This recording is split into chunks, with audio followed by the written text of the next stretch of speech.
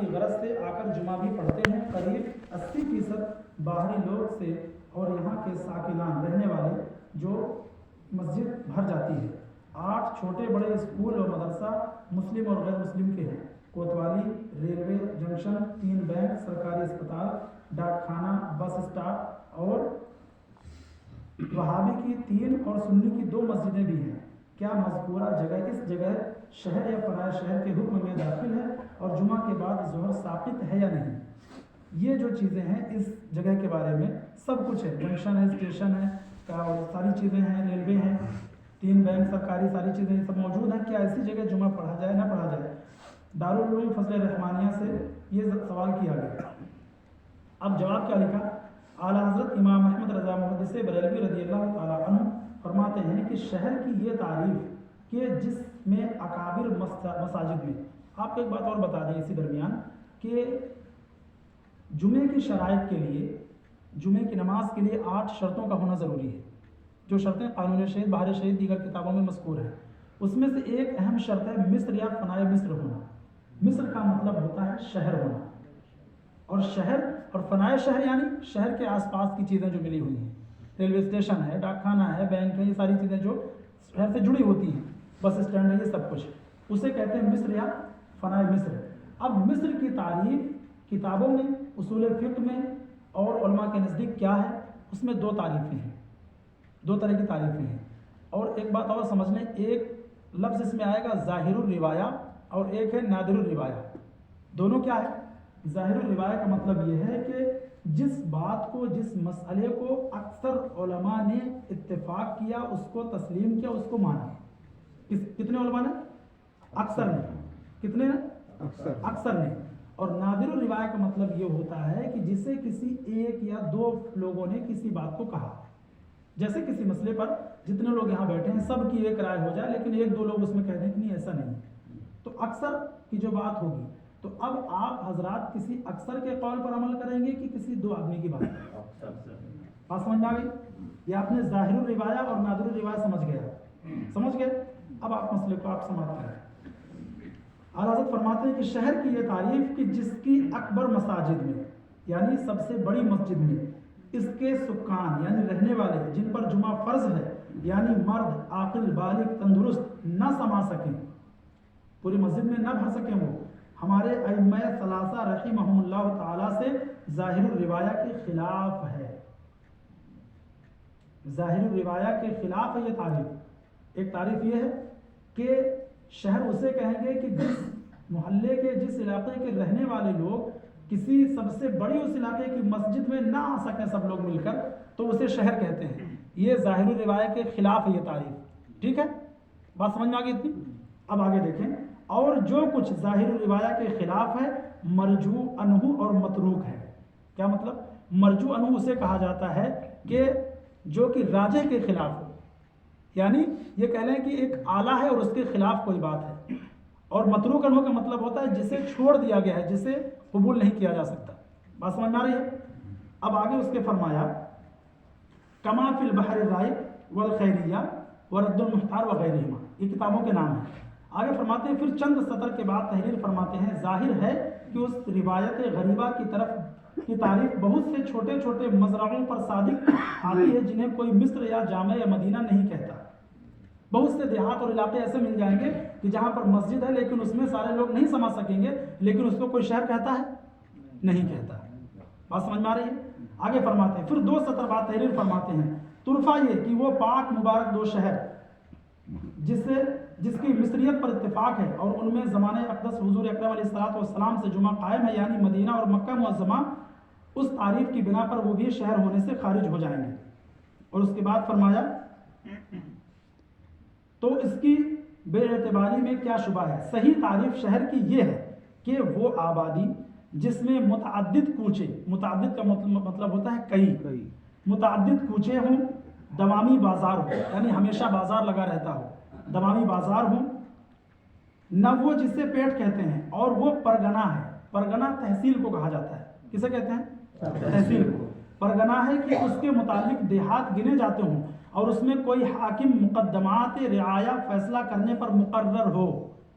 سب سے اہم مسئلہ یہ ہے، کوئی حاکم لوگوں کے مقدمات کو سننے اور اس پر فیصلہ کرنے پر مقرر ہو، جیسے تحصیلدار وغیرہ جہاں ہوتے ہیں، جس کی حشمت و شوکت اس قابل ہو کہ مظلوم کا انصاف ظالم سے لے سکے۔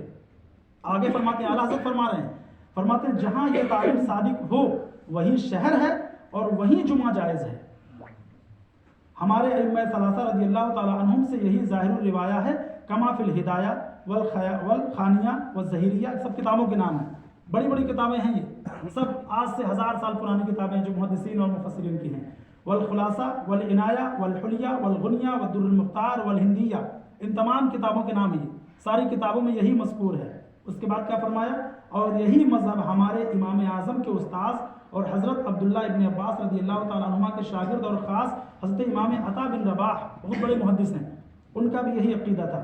کما فی مصنف عبد الرزاق حدثنا ابن جریر عن عطا بن ابی رباح فإذا كنت في قرية جامعة فنودي بالصلاة من يوم الجمعة فحق عليك أن تشهده سمعت النداء أو لم تسمعه. قال قلت لعطاء ما القرية؟ الجامع. قال ذات الجماعة والأمير والقاضي والدور المجمع الآخذ بعضهما ببعض مثل جدہ۔ اور یہی قول امام ابو القاسم صفا تلمیذ امام محمد کا مختار ہے، کما فی الغنیہ، اسی کو امام کرخی نے اختیار فرمایا۔ اور اس کے بعد کیا فرماتے ہیں آگے، اس کے بعد فرماتے ہیں اعلیٰ حضرت امام احمد رضا رضی اللہ تعالیٰ عنہ کی مذکورہ بالا تحریرات سے واضح طور پر معلوم ہوا کہ شہر کی صحیح تعریف وہی ہے جس کو جمہور علماء نے اختیار فرمایا، یعنی جس میں متعدد کوچے اور دوامی بازار ہونے کے ساتھ ساتھ وہاں کوئی حاکم فیصلہ مقدمات کے لیے مقرر ہو، اور شہر کی یہ تعریف کہ اس کے باشندے اس کی اکبر مساجد میں نہ سما سکیں صحیح نہیں ہے، اور اس پر فتویٰ دینا جائز نہیں ہے۔ بات سمجھ میں آ گئی اس فتوے سے؟ اب اس کے بعد فرمایا لہٰذا روایت نادرہ پر، جو میں نے نادرہ آپ کو بتایا ہے، کسی ایک دو لوگوں کا فتویٰ، روایت نادرہ پر دیا ہوا فتویٰ اعلیٰ حضرت کے عمل اور فتوے کے خلاف ہے۔ اگر کوئی اس پر فتویٰ دے گا تو وہ اعلیٰ حضرت کے فتوے کے خلاف ہوگا۔ یہ مسئلہ سمجھ میں آیا؟ اس سے آپ کو دو چیزیں سمجھ میں آ گئی۔ ایک چیز تو یہ ہے کہ شہر کی تعریف دو طرح کی گئی ہے۔ کتنے طرح کی؟ دو طرح کی۔ ایک تعریف سیدھی سمپل سی یہ ہے کہ اس علاقے کی سب سے بڑی مسجد میں وہاں کے لوگ نہ سما سکیں تو یہ تعین شہر ہو جائے گا، جبکہ آپ جانتے ہیں کہ بہت سی چھوٹی چھوٹی مسجدیں گاؤں دیہات میں کئی ہوتی ہیں، اور وہاں پر وہاں کے لوگ اکٹھے ہوں گے تو یہ سما نہیں سکیں گے، لیکن اسے کوئی بھی شہر نہیں کہے گا۔ لیکن جو تعریف سب کے نزدیک ہے وہ تعریف شہر کی کیا ہے؟ جس میں متعدد کوچے ہوں، دوامی بازار ہو، کوئی حاکم کی طرف سے، گورنمنٹ حکومت کی طرف سے کوئی حاکم مقرر ہو، وہ پرگنہ یعنی تحصیل ہو، یہ ساری چیزیں ہوں، تب جا کر کے وہاں ہو جائز ہے۔ بات سمجھ میں آ گئی؟ اب ایک اور فتویٰ آپ سنیں۔ ایک سوال ہوا، کیا فرماتے علماء دین مفتیان شرعیت مندرجہ ذیل مسئلے میں زید دیہات کا باشندہ ہے، اس کے یہاں گاؤں میں عرصے دراز سے جمعہ کی نماز ہوتی چلی آ رہی ہے، کیا جمعے کی نماز یہاں ادا کرنا درست ہے؟ اور اگر جمعے کی نماز ادا کی گئی تو کیا فرض نماز ظہر کی ادا کی جائے گی یا نہیں؟ اور اگر فرض نماز ظہر ادا کی گئی تو وہ انفرادی یعنی تنہا انفرادی طور پر ادا کی جائے گی یا با جماعت؟ اس کے لیے تکبیر ہے یا نہیں؟ اور اگر باقی رکھا جائے تو اس کی نیت کیا ہونی چاہیے؟ اور اس نماز اور خطبے کا کیا حکم ہوگا؟ ٹھیک ہے۔ اور ان 2 رکعت سے پہلے 4 رکعت سنت ادا کی گئی، اس کے اور نماز ظہر با جماعت کے درمیان وقفہ ان 2 رکعت سے کیا ہے اور اس کا کیا حکم ہوگا؟ چونکہ بعض لوگوں کی ذہنیت یہ ہے کہ جب جمعہ نہیں ہے، فقط ظہر فرض ہے، یہ 2 رکعت اور خطبہ بند کیا جائے۔ بعض لوگوں کا کہنا یہ ہے کہ جب یہاں جمعہ ہے ہی نہیں تو اس کو بند کیا جائے، کیوں پڑھ رہے ہیں؟ اور اگر 2 رکعت نماز جمعہ اور خطبہ باقی رکھا جائے تو کیا اس خطبے کے دوران 4 رکعت سنت موقدہ جو قبل ظہر ادا کیا جاتا ہے ادا کر سکتے ہیں یا نہیں؟ چونکہ جمعے کی اذان کا وقت 12:30 بجے متعین ہے، جمعہ نہیں بلکہ ظہر ہونے کی صورت میں اس دن ہونے والی اذانوں اور ان کے تعین اوقات کے بارے میں کیا صراحت ہے؟ بہت سارے اس میں سارے سوال آ گئے ہیں، آ گیا نا؟ اب اس کا جواب سماعت کر لیں۔ الجواب فرماتے ہیں گاؤں میں جمعے کی نماز درست نہیں، لیکن عوام اگر پڑھتے ہوں تو انہیں منع نہ کیا جائے کہ وہ جس طرح بھی اللہ اور اس کے رسول کا نام لیں غنیمت ہے۔ ایسا ہی فتاوی رضویہ جلد نمبر 3 صفحہ نمبر 714 میں ہے۔ گاؤں میں اگر جمعے کے نام پر نماز پڑھی گئی تو اس سے ظہر کی نماز ساقط نہیں ہوگی۔ لہٰذا گاؤں میں جمعے کے دن بھی ظہر کی نماز پڑھنا فرض ہے اور جماعت کے ساتھ پڑھنا واجب ہے۔ اس کے لیے تکبیر بھی کہی جائے گی۔ حضرت صدر الشریعہ علیہ رحمۃ الرضوان تحریر فرماتے ہیں کہ گاؤں میں جمعے کے دن بھی ظہر کی نماز اذان اور اقامت کے ساتھ پڑھیں گے۔ بہار شریعت حصہ نمبر 4 صفحہ نمبر 102۔ گاؤں میں بنام جمعہ 2 رکعت پڑھنے کے لیے چاہے فرض کی نیت کرے یا نفل کی، بہرحال وہ نماز نفل ہی ہوگی۔ 4 رکعت سنت ظہر اور فرض نماز ظہر باجماعت کے درمیان 2 رکعت بنام جمعہ کے سبب وقفے سے شرعاً کوئی خرابی نہیں ہوگی۔ گاؤں میں اگرچہ جمعہ نہیں ہے، صرف ظہر فرض ہے، لیکن جس گاؤں میں جمعہ قائم ہے اسے بند نہیں کیا جائے گا۔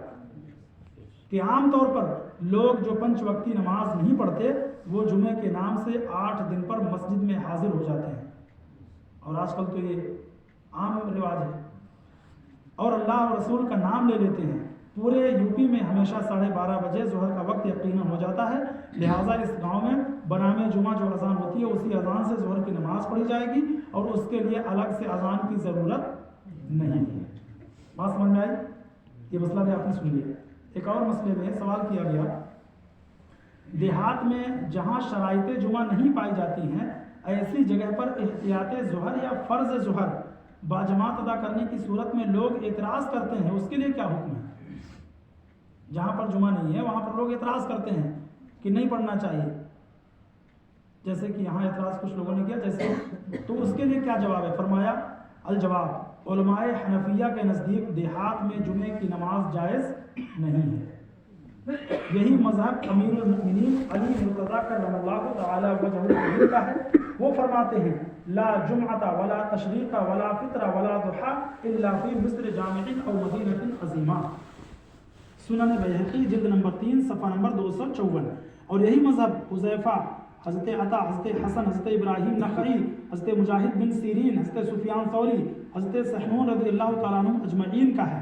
ایسا ہی فتاویٰ امجدیہ جلد نمبر 1 صفحہ نمبر 291 میں ہے۔ ایسا ہی ہدایہ اولین صفحہ نمبر 168 میں ہے۔ لا تجوز فی القریٰ، یعنی دیہات میں جمعہ جائز نہیں۔ اور بحر الرائق جلد نمبر 2 صفحہ نمبر 140 پر ہے لا تصح فی قریۃ، یعنی دیہات میں جمعہ صحیح نہیں ہے۔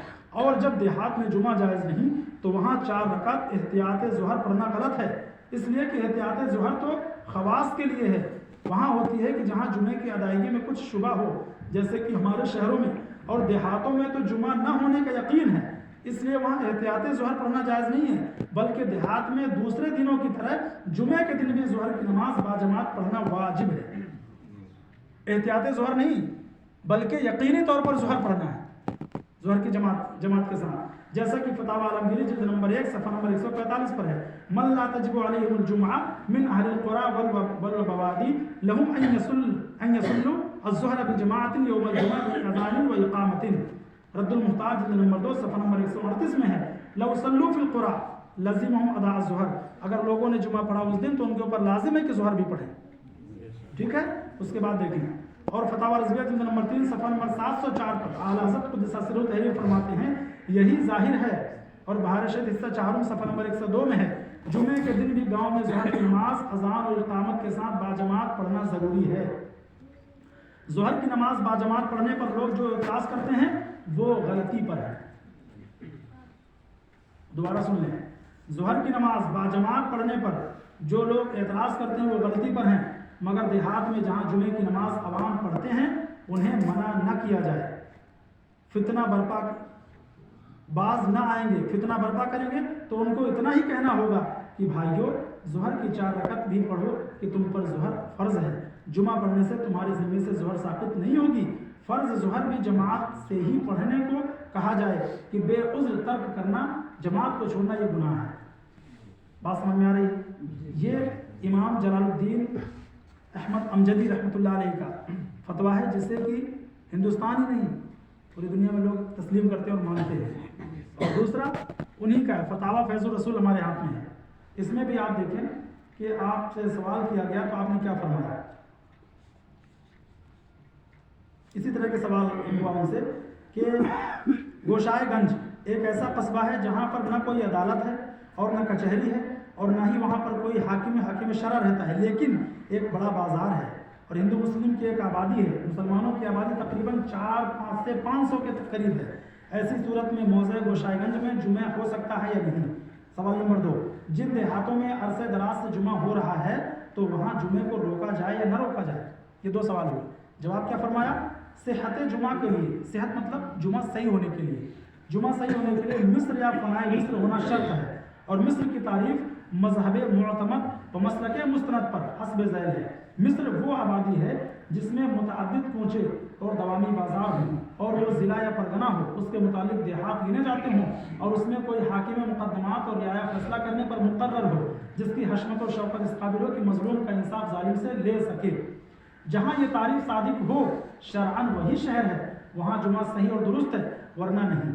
مقام مذکور پر مصر کی تعریف صادق نہیں آتی، لہٰذا وہاں جمعہ صحیح نہیں۔ اور جو بعض فقہا نے صحت جمعہ کے لیے قصبہ ہونا لکھا ہے، جیسا کہ غنیہ شہر منیا میں ہے، تو اس سے ہمارے یوپی جیسے قصبے مراد نہیں بلکہ وہ تحصیل یا پرگنہ ہونا ضروری ہے اس کے لیے، جو مصر کی ایک قسم ہے۔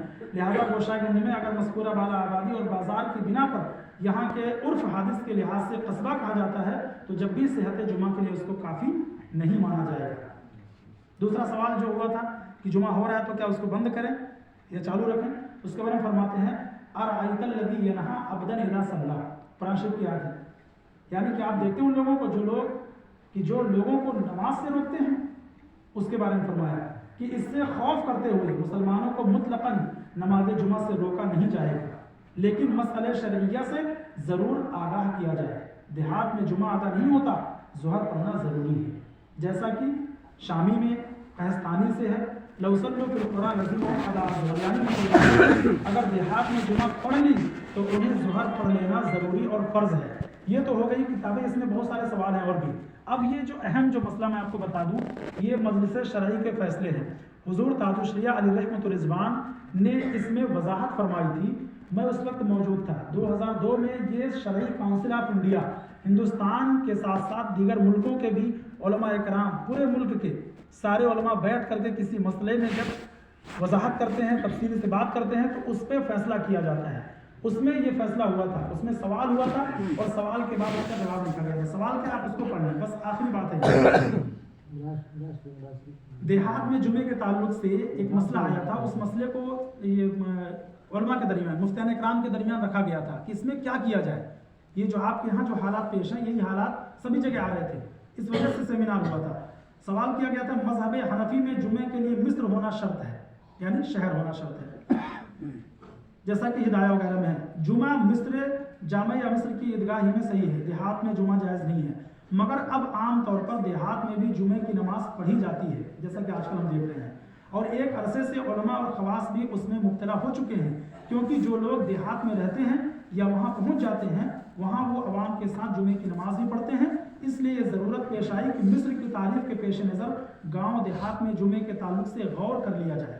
مفتیان اکرام کے درمیان اس پر غور ہوا، اور کسی ایک آدمی کے لیے نہیں بلکہ تمام مفتیان اکرام کے درمیان۔ پھر سوال کیا ہوا، فقہ حنفی میں مصر کی 2 تعریفیں مشہور ہیں، جو میں نے آپ کو بتا دی، 2 تعریفیں ہیں، میں نے بتائی آپ کو، وہ دونوں تعریفیں مشہور ہیں، ظاہر الروایہ جو میں نے آپ کو سمجھایا، اور ایک ہے نادر الروایہ، وہ دونوں چیزوں ذکر ہے۔ نادر الروایہ والی تعریف میں وسعت زیادہ ہے، یعنی بہت سے ایسی جگہ ہو جائیں گے جو شہر نہیں لیکن وہ بھی شہر کے حکم میں داخل ہو جائیں گے۔ اس تعریف کو اختیار کر کے لوگوں کو حرج سے بچایا جا سکتا ہے، اور اسے بھی بہت سے فقہاء نے اختیار کیا، اس لیے درج ذیل امور کی تنقیح ناگزیر ہوئی۔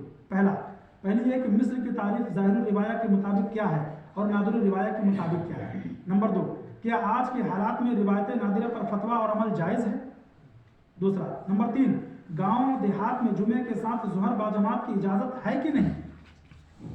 نتیجہ بحث۔ اب بحث میں کیا ہوا، شرکائے سیمینار میں جتنے لوگ شریک تھے ان سب کا اس بات پر اتفاق ہوا کہ وہ مقامات جو ظاہر روایہ کے مطابق جامع شرائط جمعہ اور مصر قرار پاتے ہیں وہاں جمعے کی اقامت اور ادائیگی فرض ہے۔ جہاں شہر کی تعریف صادق آتی ہے، کچہری ہے، پرگنہ ہے، تحصیل ہے، بازار ہیں، دوامی بازار پہنچے، سب کچھ ہے، وہاں اس کی تعریف صادق آ رہی شہر کی تو وہاں جمعہ جائز ہے، ضروری ہے۔ اب چونکہ قصبات اور بڑی آبادیوں میں بھی جمعہ قائم کرنے اور پڑھنے کا رواج ہے اور عوام و خواص کا اس پر عمل درآمد ہے، اس لیے سوال سامنے آتا ہے کہ کیا ان مقامات کو غیر مصر قرار دے کر جمعے کو ناجائز قرار دیا جائے یا کوئی صورت اور اختیار کی جائے؟ اس کے جواب میں مندوبین نے یہ فرمایا کہ مصر کی ایک تعریف وہ ہے جو امام ابو یوسف سے نوادر میں آئی ہے، اس پر بھی ایک جماعت فقہاء نے فتویٰ دیا ہے، اس لیے لوگوں کے تعامل کے سبب اور دفع حرج کے لیے یہ مانا جائے کہ تعریف مذکور کے تحت آنے والے مقامات مصر ہیں اور وہاں جمعے کی اقامت اور ادائیگی فرض ہے، لیکن ایسی جگہوں میں اگر کوئی عالم ظاہر الروایہ کا قائل اور اس پر عامل ہے تو اسے اس کی اجازت ہے اور وہ فرض کا تارک ہرگز نہیں ہوگا۔ یہ بات کہی گئی۔ آخری نشست میں اس پر بھی گفتگو آئی اور اتفاق نہ ہو سکا، اس لیے دیہات میں جمعہ اور ظہر باجماعت کا مسئلہ مکمل طور پر فیصل بورڈ کے حوالے کر دیا گیا۔ مفتیان اکرام کے درمیان یہ اختلاف ہو گیا۔ بعض حضرات یہ کہہ رہے تھے کہ آج کی ضرورت ہے، ضرورت کے حساب سے گاؤں میں بھی ہونا چاہیے، نہیں ہونا چاہیے، کچھ لوگوں کا نادر الروایہ کی تعریف کے مطابق، لیکن اتفاق نہ ہو سکا، اکثر لوگ انکار کر رہے تھے، تو یہ فیصلہ سب نے کیا کہ حضور تاج الشریعہ چونکہ فیصل بورڈ تھے تو فرمایا کہ حضور تاج الشریعہ علیہ الرحمہ جو فیصلہ فرما دیں گے اس پر سب کو تسلیم کرنا ضروری ہوگا۔ اب حضور تاج الشریعہ علیہ الرحمہ نے کیا فیصلہ کیا، آپ اس کو سماعت کر رہے ہیں۔ فیصل بورڈ کا فیصلہ فرماتے ہیں کب ہوا؟ دوشنبہ 23 ربیع الاخر 1422 ہجری مطابق 16 جولائی 2001 میں مرکزی دارالفتہ بریلی شریف میں فیصل بورڈ نے یہ فیصلہ صادر فرمایا۔ میں اس وقت وہاں تعلیم حاصل کر رہا تھا، میرے سامنے یہ فیصلہ ہوا تھا۔ فتاوی رضویہ جلد نمبر 3 صفحہ نمبر 744 پر ہے۔ نمبر 1، اگر وہ پرگنہ ہے، پرگنہ ہے کوئی تحصیل ہے، اس کے متعلق دیہات آتے ہوں، پرگنہ ہے اور اس کے متعلق بہت سے دیہات گنے جاتے ہیں، جیسے مثال کے طور پر آپ کا ہنمنا ہے، تحصیل ہے، اس کے اندر میں بہت سارے گاؤں ہیں کہ نہیں ہے؟ اسی طریقے سے آپ کا مئوگنج تحصیل ہے، اس کے چاروں طرف بھی بہت سارے گاؤں ہیں، یہ تحصیل ہے۔ تو فرمایا اگر وہ پرگنہ ہے، اس کے متعلق دیہات ہیں اور ایسی حالت میں ضرور جانب سلطنت سے کوئی حاکم وہاں فصل خصومات اور فیصلہ مقدمات کے لیے ہوتا ہے، یعنی تحصیلدار ہوتا ہے، ٹھیک ہے، جو معاملات کو دیکھتا ہے، مثلا تحصیلدار وغیرہ، جب تو وہ خود شہر ہے، اگر ایسی صورت ہے تو وہ خود شہر ہے اور اس میں ادائے جمعہ و عیدین ضرور لازم اور ان کا ترک کرنے والا گناہگار ہوگا۔ بات سمجھ آ گئی؟ اب آگے فرمایا نمبر 2، اور اگر وہ پرگنہ نہیں، تحصیل نہیں، یا وہاں کوئی حاکم فصل مقدمات پر مقرر نہیں ہے، کوئی حاکم نہیں ہے، مگر زمانہ سلطنت اسلام میں کبھی جب اسلامی حکومت تھی وہاں سے وہ ایسا تھا اور جب سے اس میں جمعہ ہوتا تھا، یعنی کہ سلطنت اسلام سے کسی حاکم کو مقرر کیا گیا تھا اور تب سے جمعہ ہو رہا تھا، تو اب بھی وہاں پڑھا جائے گا۔ سلطنت اسلامیہ کے وقت میں اگر ایسا تھا اور تب سے جمعہ ہو رہا تھا، تب بھی اب بھی اس کو قائم رکھا جائے گا۔ صلاۃ مسعودی باب نمبر 33 میں ہے، جائرہ کی حکم شہر دادن بعد ازاں خرابی پذیرت آ حکم شہر باقی مان تا اگر نائب سلطان یا جامع درا جا نماز ادھینے گزارن رابوت۔ فارسی میں کہا گیا کہ ایسی کوئی جگہ، وہی بات، ایسی کوئی جگہ جہاں پر سلطنت اسلامیہ سے حاکم مقرر تھا، اب اس کے بعد وہ سلطنت ختم ہو گئی تو اب بھی وہاں جمعہ پڑھا جائے گا، برقرار رکھا جائے گا۔ بات سمجھ میں آ گئی؟ دو باتیں۔ تیسری بات، اور اگر یہ دونوں صورتیں نہیں ہیں، کون سی دونوں صورتیں؟ نہ تو تحصیل ہے یعنی شہر نہیں ہے اور نہ تو سلطنت اسلامیہ سے ایسا معاملہ تھا، تو مذہب حنفی میں وہاں جمعہ و عیدین نہیں ہے۔ پھر بھی جب کی مدت سے قائم ہے، لوگ ایک عرصہ دراز سے پڑھ رہے ہیں، اسے اکھیڑا نہ جائے گا، یعنی اسے بند نہیں کیا جائے گا، نہ لوگوں کو اس سے روکا جائے گا، مگر شہرت طلب جو لوگ ہوں گے وہ اس سے روکیں گے، لیکن روکنے والا گناہگار ہوگا، روکا نہیں جائے گا۔ فرمایا قال تعالی، اللہ رب العزت نے فرمایا ارأیت الذی ینہا، کیا تم ان لوگوں کو دیکھتے ہو جو لوگ روکتے ہیں کس سے؟ عبدن اذا صلی، کسی بندے کو نماز پڑھنے سے۔ ان لوگوں کا حال کیا ہوگا جو لوگ کسی کو نماز پڑھنے سے روکتے ہوں؟ فرماتے ہیں اور فی امیر المؤمنین، اور یہی قول حضرت علی رضی اللہ تعالیٰ عنہ کا ہے۔ پھر فرمایا ایک روایت نادرہ امام ابو یوسف سے ہے، جو میں نے آپ کو تعریف بتائی، شہر کی جو دوسری تعریف ہے، یعنی کہ اس بڑی مسجد میں سارے لوگ جمع نہ ہو سکیں۔ فرمایا سے آئی جو تعریف ہے کہ جس آبادی میں اتنے مسلمان مرد عاقل بالغ ایسے تندرست جن پر جمعہ فرض ہو سکے آباد ہوں کہ اگر وہ وہاں کی بڑی سے بڑی مسجد میں جمع ہوں تو نہ سما سکیں، یہاں تک کہ انہیں جمعے کے لیے مسجد جامع بنانی پڑے، وہ صحت جمعہ کے لیے شہر سمجھی جائے گی۔ امام اکمل الدین یہ فرماتے ہیں کہ یہ پوری روایت، اس کے بعد فرماتے ہیں جس گاؤں میں یہ حالت پائی جائے اس میں اس روایت نادرہ کی بنا پر جمعہ وعیدین ہو سکتے ہیں، اگرچہ اصل مذہب کے خلاف ہے۔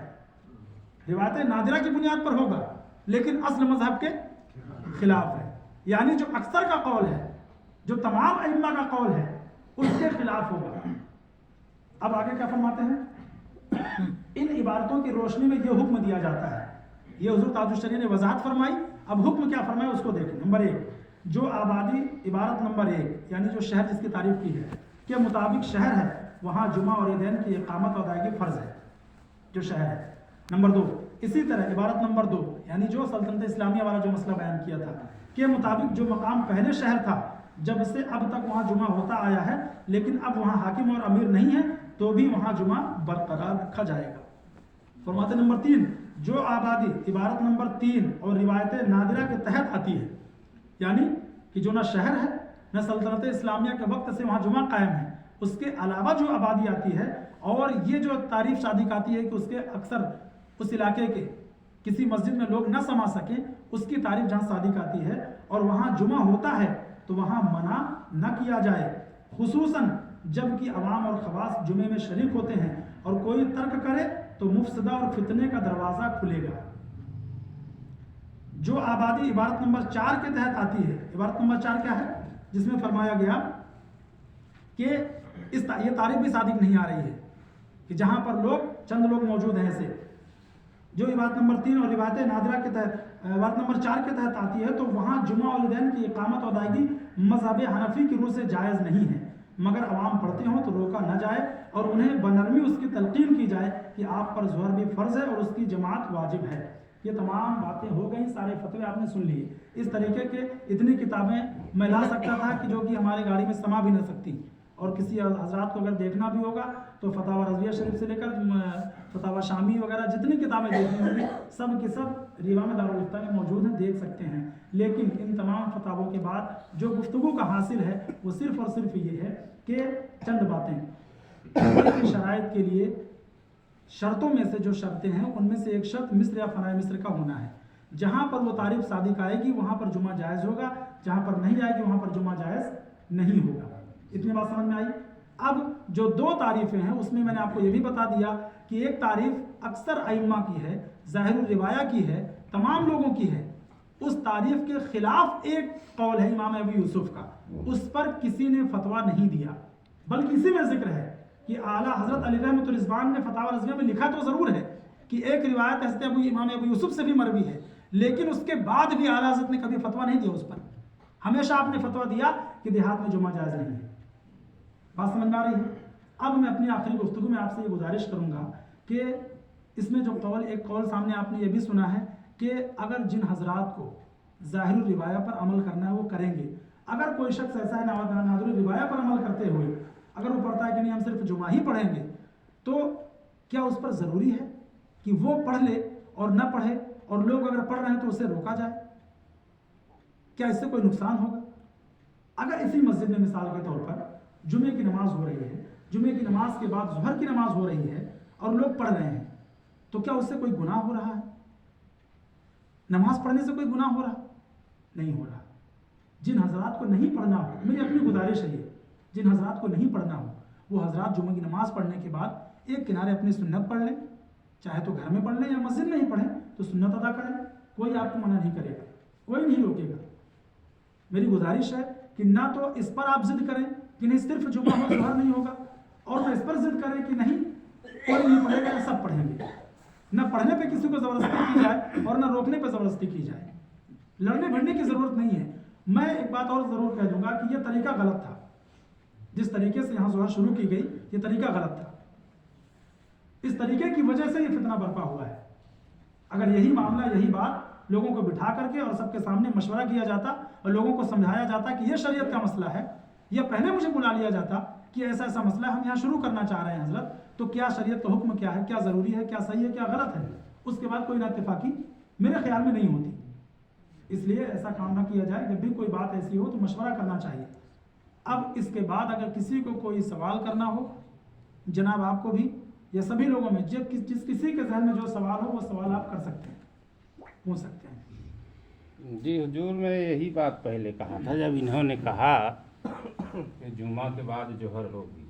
हमने ये कहा कि अभी जुमा आपको पढ़ना है, जुमा पढ़ लीजिए, जब जोहर का वक्त होगा तो देखा जाएगा, या किसी मुफ्ती से आप पूछे हो तो पढ़ाइए, सब लोग पढ़ेंगे। तो कहा कि पूछे हैं, मगर ये नहीं कहा कि किस मुफ्ती से पूछे हैं। इस बिना पर मैंने भी नहीं पढ़ा। नहीं गलत है। 2 जुमा हुई, मैं 2 जुमा नहीं पढ़ा। मैं आपसे गुजारिश करूँगा हुजूर कि जो ये शर्तें इसमें लागू है शहर मिस्र की, तो इसकी लंबाई चौड़ाई कितनी हो। इधर 1 किलोमीटर पर बाजार है, इधर भी बाजार है, ये तहसील 2 किलोमीटर 3 तहसीलदार बैठता हो, परगना का मतलब कि जिस किसी तहसील में आता के हो, घर में मस्जिद के सामने एक साहब को बोला है ना, सवाल कर रहे हैं तो आप लोग जवाब मत दीजिए।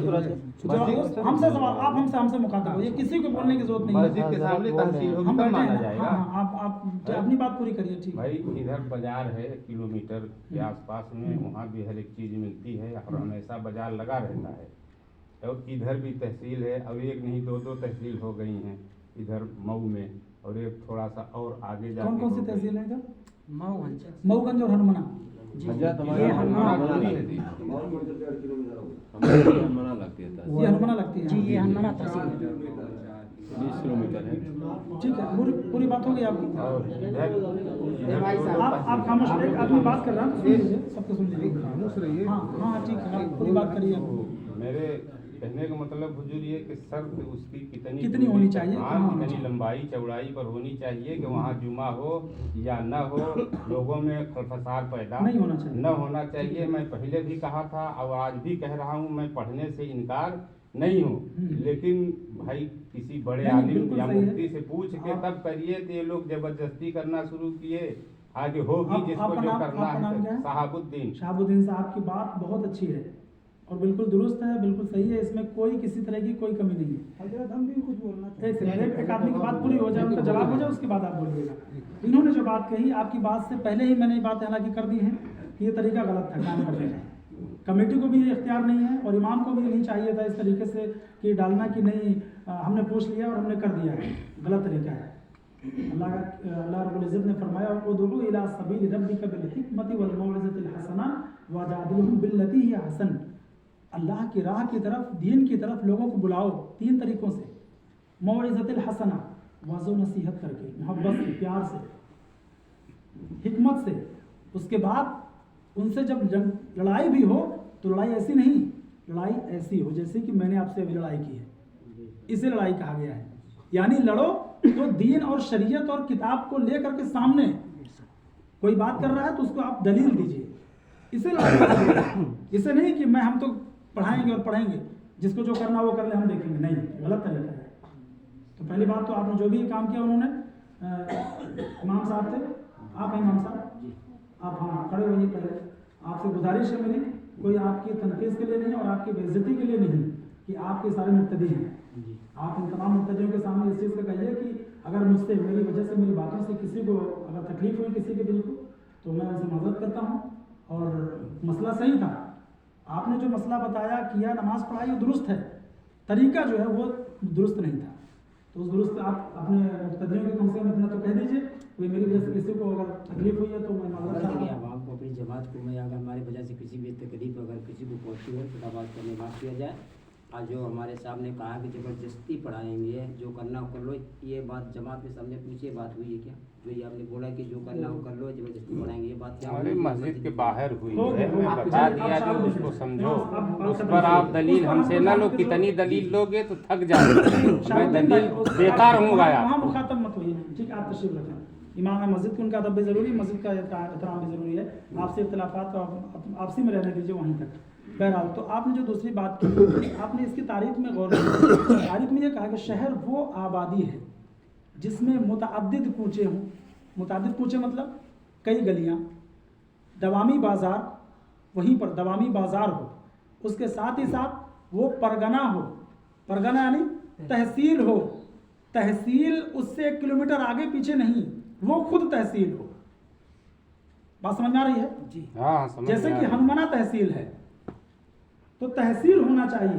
उसके साथ आला हज़रत ने क्या जोड़ा है, उसके अंदर कई देहात गिने जाते हों, जैसे कि हनुमाना तहसील में कई देहात होंगे, मऊगंज तहसील में कई देहात होंगे, तो वो खुद तहसील होनी चाहिए, ना कि तहसील का कोई गांव होना चाहिए। बात समझ में आ रही है? अब आपको ये समझ में आ गया कि किलोमीटर दूरी कैसी है। वो तहसील का एरिया हो, अब उस तहसील में, हनुमाना तहसील के एरिया में आप नमाज पढ़ें खुद उस तहसील में, लेकिन अब उसके अंदर जो गांव आ रहे हैं, देहात आ रहे हैं, वहाँ नहीं, क्योंकि यहाँ तहसीलदार नहीं बैठता है ना, कि बैठता है? तहसीलदार तहसील में बैठेगा, तो वहाँ ठीक है, तो उसका एरिया उसी से नापा जाएगा। तहसील जो होगी, परगना जो होगी, उस तहसील का एतबार होगा। वरना अगर यहाँ आप सोचेंगे तो कई अंदर और गाँव होंगे, और बहुत से गांव आप भी जानते होंगे कि छोटी छोटी 2 सफ़ों की मस्जिदें होती हैं और 10 घर मुसलमान हैं। अगर वो सारे घर मुसलमान सारे मस्जिद में आ जाए तो नहीं समा सकेंगे, तो क्या वो शहर होगा? नहीं होगा। बस समझ में आ गई? हाँ, आपका सवाल क्या था? आप मुतमईन हो गए? आप मुतमईन हैं, मतलब आपको जवाब मुतमईन है उसकी बात नहीं है जी। हाँ, आप बताएं। हजरत, मैंने जोहर लागू करने से पहले जो 5 वक्त की नमाज यहाँ पढ़ने आते हैं, मैं उनसे दरियाफ्त किया।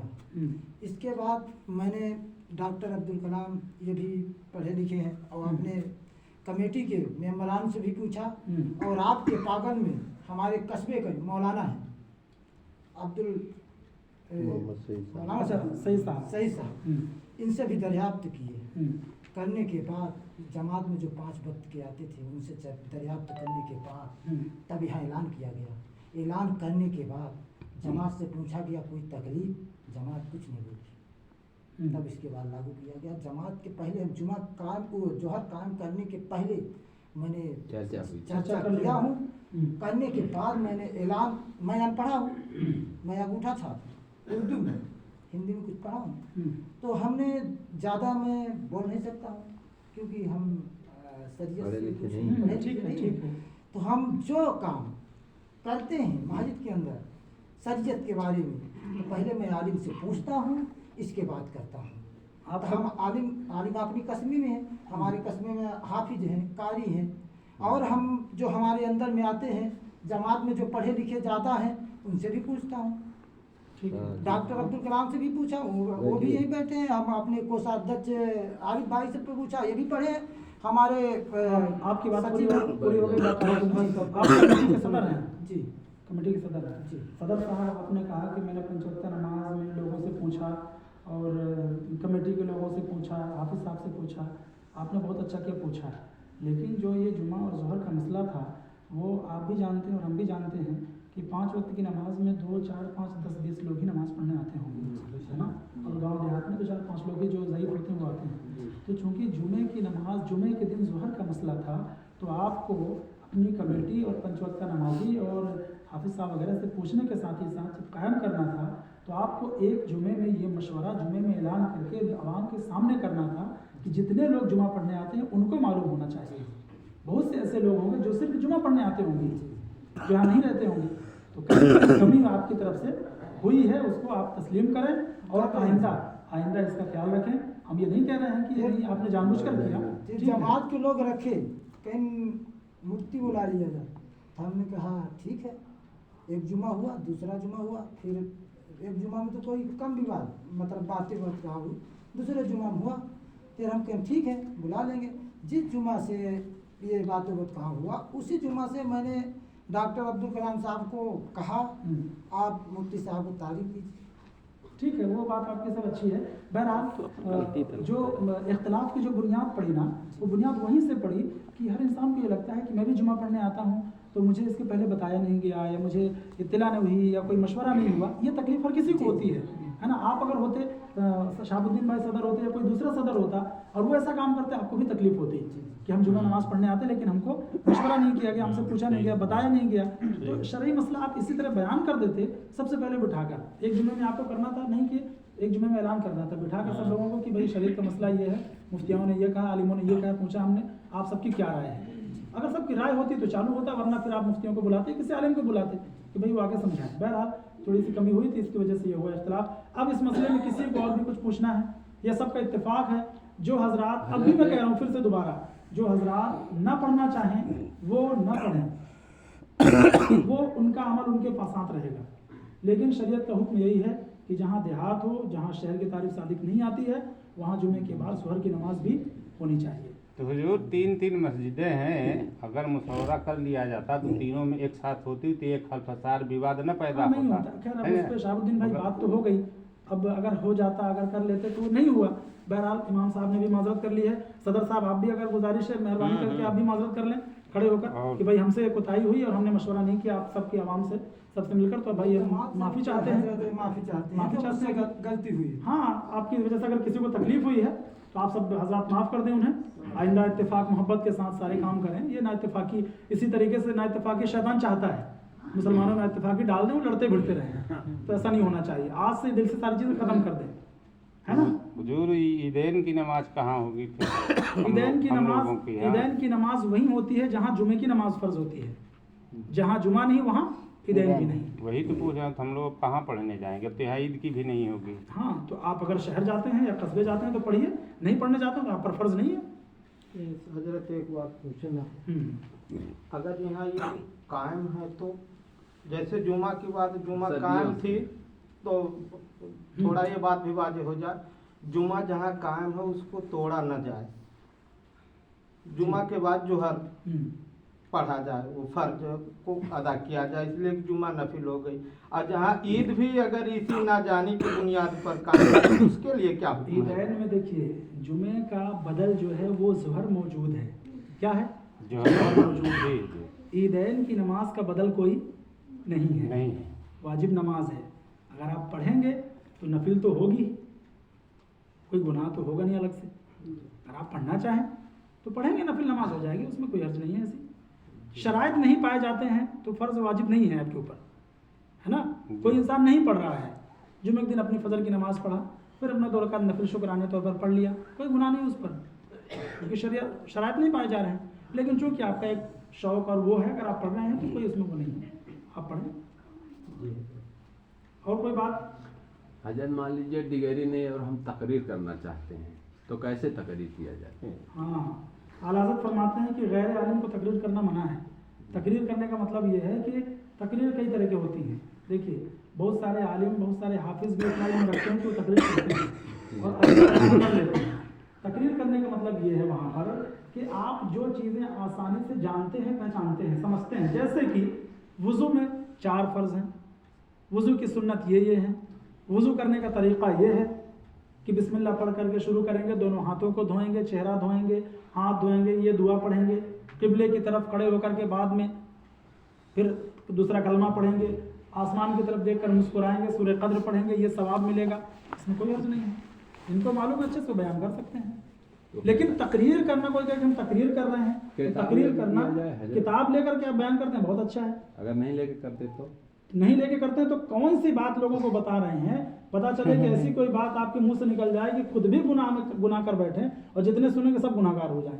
उसमें जितना मुताला उतना बोलिए, जितना मुताला है, जितना आप पढ़ लिए हैं, ये किताब पढ़ लिए, अब इसको आपने मुताला कर लिया, वज़ू के बारे में, गुस्ल के बारे में, अकीदे के बारे में कभी भी आप दखलंदाजी न करें। क्यों? इसलिए अकीदे के मसले जो हैं वो उलमा ही बेहतर जानते हैं। जी कोई ऐसी बात आप टच कर जाएंगे, हजरत तकरीर यही करते हैं, इसलिए मैंने किसी एक नाम मत लीजिए यहाँ पर, मैं नाम के लिए नहीं, मैं सबके लिए मसला बता रहा हूँ, किसी एक आदमी के लिए नहीं है मसला। जब फतवा लिया जाता है तो किसी का नाम लिखकर नहीं लिया जाता। आपने सवाल पूछा, मैंने जवाब दे दिया, किसी एक के लिए यहाँ नहीं, जितने लोग बैठे हैं सबके लिए है। जो आदमी जितना जानता है उतना ही बयान करे, किताबों से मुताला कर लिया है, जितना जानता है उतना बयान कर सकता है, उस पर यकीन है तो। लेकिन किसी ऐसे तहकीकी मसले में, अकीदे के मसले में कोई चल बैठे और बोल पड़े तो पता चले खुद भी गुनहगार होंगे, दूसरों को भी बाज़ मरतबा ईमान भी चला जाए, है ना। तो इसलिए आप ऐसा भी नहीं करना चाहिए कि नहीं, बिल्कुल कोई खड़ा नहीं हो सकता जब तक आलिम कोई नहीं आएगा डिग्री लेकर। बहुत से डिग्री वाले आलिम भी हैं तो वो बगैर डिग्री से भी और नीचे आएंगे, है ना, ऐसा नहीं है। और बहुत से हाफिज़ हैं, करना वही है, जितना करना, जितना मुताला है, जितना अच्छे से जानते हैं, बगैर जाने हुए नहीं।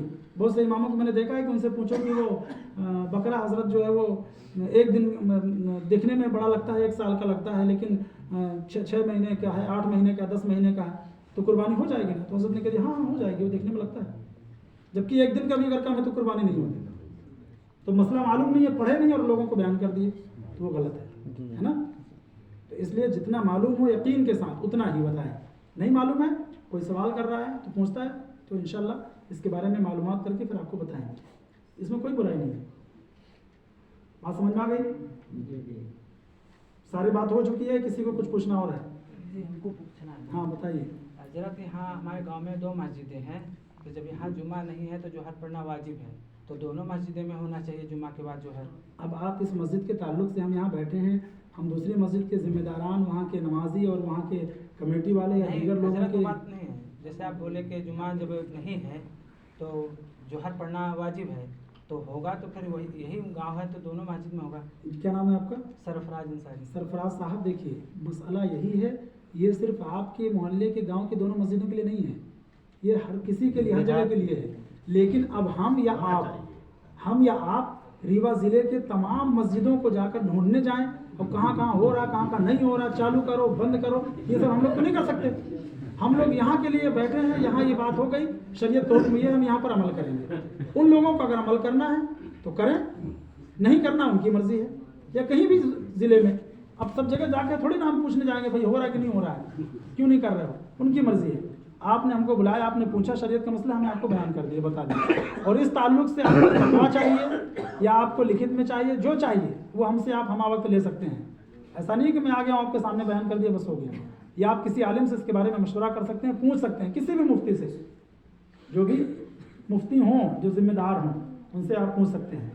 ٹھیک ہے نا؟ اللہ تعالیٰ عمل کی توفیق عطا فرمائے. سبھی لوگ دعا کر لیں. اللہم صلی علی سیدنا مولانا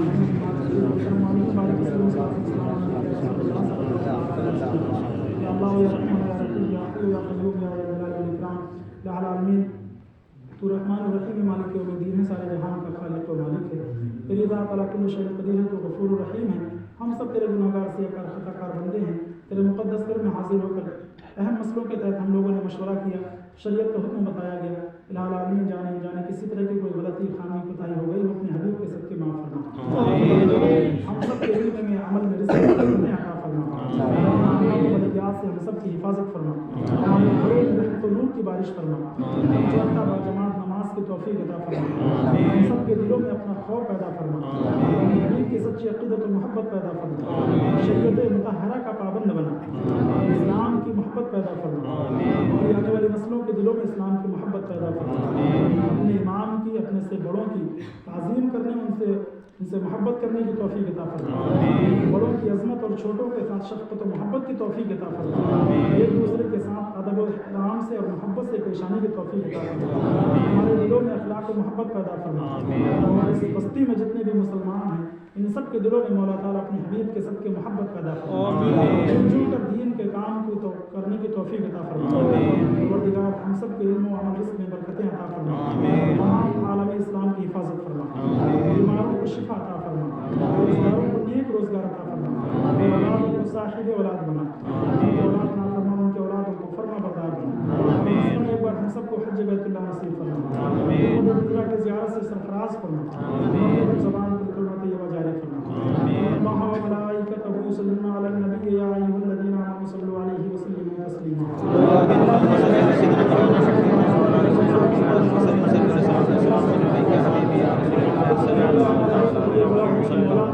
نزا کے وقت سلامت ہم سب کا ایمان رہے. الہی ہم سب کو دکھا دے وہ مدینہ کیسی بستی ہے جہاں پر رات دن مولا تیری رحمت برستی ہے. صلی اللہ تعالی علی خیر خلقہ وعلی آلہ واصحابہ اجمعین برحمتک یا ارحم الراحمین. لا الہ الا اللہ.